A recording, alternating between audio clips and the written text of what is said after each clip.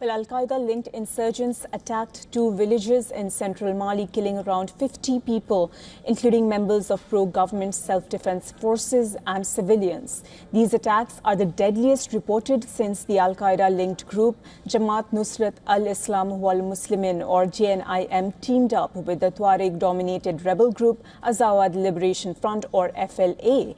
And this was for a coordinated assault across the West African country in late April. Fighting has continued intermittently since then. The assailants struck two localities in Mopti region. A resident reported that unidentified armed men had burst in, opening fire and ransacking the village. It was unclear how many of those killed were civilians.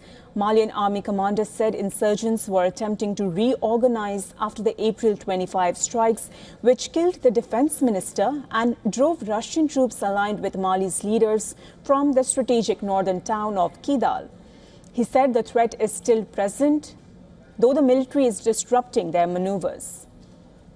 La situation sécuritaire actuelle. The current security situation shows that the threat is still present, with attempts, of course, to reorganize terrorist groups. They are trying to reorganize themselves, however, under the vigilance, of course, of our soldiers who are determined on the ground. And also the aerial surveillance carried out by our drones and aircraft, as well as the strikes, are disrupting them in their maneuvers. Et aussi, les surveillances aériennes effectuées. JNIM last week announced it would attempt to impose a blockade on the capital Bamako. Maiga said the insurgents were focusing on the roads leading to Kayes and Kita, disrupting travel to western Mali, but that other roads, including to Segou in central Mali, were possible. In the north of Mali, where fighters seized the town of Kidal and the strategic base of Tessalit, the military is repositioning certain units as part of its response. More than 10,000 fighters have been mobilized, both from within the country and from abroad. We must carefully assess all possible strategies in order to save the lives of our men and subsequently regain control. WION correspondent Louisa has sent us this report from Lagos, Nigeria. Take a look.